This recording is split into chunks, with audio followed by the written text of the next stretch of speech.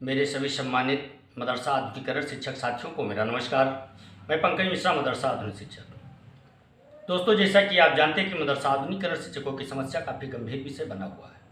उसके समाधान के लिए लगातार प्रयास किए जा रहे हैं और वो प्रयास अभी सफल नहीं हो पाया है, लेकिन सफल होगा, ये पूर्ण विश्वास है। दोस्तों, आज हम बात करेंगे कल की मीटिंग के बारे में। लखनऊ जाने से क्या फ़ायदा क्या नुकसान हुआ, और कुछ शिक्षक साथी हमारे दिल्ली गए हैं, मैं नहीं जा पाया। मैं रास्ते से वापस आ गया हूँ लखनऊ से, कुछ आवश्यक कार्य पड़ जाने के कारण मुझे वापस आना पड़ा। हालांकि मैंने एक ग्रुप पर देखा था, एक महाशय जी ने उसमें बेगैरत और लापरवाह शब्द का प्रयोग किया है, लेकिन अब नहीं जा पाए तो खैर जो उनकी इच्छा होगी वो कहेंगे। भाई, टिकट का पैसा भी बर्बाद हुआ और लखनऊ से वापस आ गए। दोस्तों, कल की जो मीटिंग हुई, उस मीटिंग का मुख्य केंद्र एडेड मदरसों में कैसे उन मुल्ला मौलवी मौलाना को आधुनिक विषय से जोड़ा जाए, इस पर जोर रजिस्ट्रार महोदय माननीय आरपी सिंह जी ने किया। पाठ्यक्रम में कैसे बदलाव किया जाए, आधुनिक विषय कैसे पढ़ाया जाए, इन सब बिंदुओं पर चर्चा की गई। लेकिन दोस्तों, चर्चा आधुनिकीकरण शिक्षकों के ऊपर नहीं की गई। शिक्षक आएंगे कहां से? और आपको एक बड़ी चीज बता दें कि जो रजिस्ट्रार महोदय जी हैं, वो ये नहीं चाहते कि जो आधुनिकीकरण शिक्षक हैं वो दोबारा से बहाल किए जाएं। अब वो किसी तरह से सुई जाने की जगह पर फार्ग धंसाने का प्रयास कर रहे हैं माननीय श्री आरपी सिंह जी, क्योंकि मुख्यमंत्री जी के निर्देश के बावजूद भी एक बार भी आधुनिकीकरण शिक्षकों के ऊपर मीटिंग नहीं की गई है।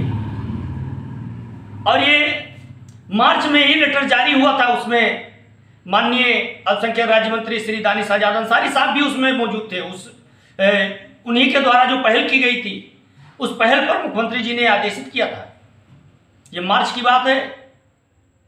और उस लेटर को दरकिनार करते हुए माननीय रजिस्ट्रार महोदय जी ने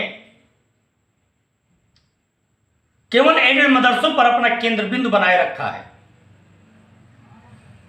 मेरे समझ में बात नहीं आ रही है कि जो केवल उर्दू अरबी पढ़ाता है, उसको ट्रेनिंग देने के बाद वो कैसे सामाजिक विषय पढ़ा देगा, कैसे अंग्रेजी पढ़ा देगा, कैसे विज्ञान पढ़ा देगा, कैसे हिंदी का उच्चारण कर पाएगा। मुझे तो नहीं लगता है कि वो कर पाएगा। दोस्तों, बहुत बड़ा षड्यंत्र इस समय आपके खिलाफ चल रहा है, और यह षड्यंत्र, इसमें कुछ करने की आवश्यकता है। केवल रिट डालने से समस्या का समाधान नहीं होगा मेरे दोस्त। कल लखनऊ में माननीय अखिलेश यादव जी से भी मीटिंग की प्रस्ताव रखा गया था और मीटिंग का डेट भी था कल, लेकिन माननीय अखिलेश यादव जी कहीं अलग व्यस्त थे, उसमें मीटिंग नहीं हो पाया। और माननीय मंत्री दानिश आजाद अंसारी साहब दिल्ली थे, उनसे भी मुलाकात नहीं हो पाई। दोस्तों, कल जो मेरा दौरा था लखनऊ जाने का, एक तरफ से फेल समझिए उसको। वो लखनऊ का दौरा बिल्कुल फेल हो गया, क्योंकि जो मुद्दे लेकर के हम गए थे यहां से, उन मुद्दों की कोई बात नहीं हो पाई। हमारे शिक्षक साथी ने, जब हम वहां से रिटर्न वापस हो गए, लखनऊ निकल चुके थे, तब हमारे एक शिक्षक साथी ने फोन किया और कहा कि आप कहाँ हैं? हम बोले कि हम लखनऊ निकल रहे हैं, वापस जा रहे हैं घर। तो उन्होंने कहा कि आपकी ट्रेन है। तो मैंने कहा, भाई साहब, टिकट तो आप सबके पास था, कल से लेकर के आज तक किसी ने संपर्क नहीं किया। आए थे दिल्ली जाने के लिए और अब जा रहे हैं घर वापस। उन्होंने कहा रास्ते में उतर जाइए, तो मैं जहां पे था वहां से साधन मिलना मुश्किल था और पूरा दिन इंतजार करते करते आंखें थक गई। मैं भी परेशान हो गया, न किसी से मीटिंग हो पाई, न किसी से कोई बात हो पाई। इंतजार करते करते पूरा दिन बीत गया और जब ज्यादा समय बीत गया तो मैं सोचा कि अब रुके रहने से कोई फायदा नहीं है, तो घर वापस चला जाए। मैं वापस चला आया मेरे दोस्त।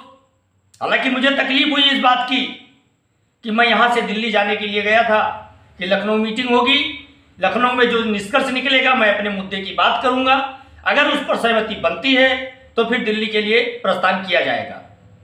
लेकिन जब यहां बात नहीं हो पाई तो डायरेक्ट दिल्ली जाना मेरे समझ से उचित नहीं था, इसलिए मैं दिल्ली नहीं जा पाया मेरे दोस्त। मैं क्षमा चाहूंगा तारिक साहब से कि मैं उनके आह्वान पर लखनऊ तक पहुंचा और लखनऊ से आगे उनका साथ नहीं दे पाया, उसके लिए मैं क्षमा चाहूंगा। लेकिन ऐसा नहीं है कि मैंने कोई गद्दारी किया हो या फिर कोई ऐसी बात हो जो मैं छिपा रहा हूं।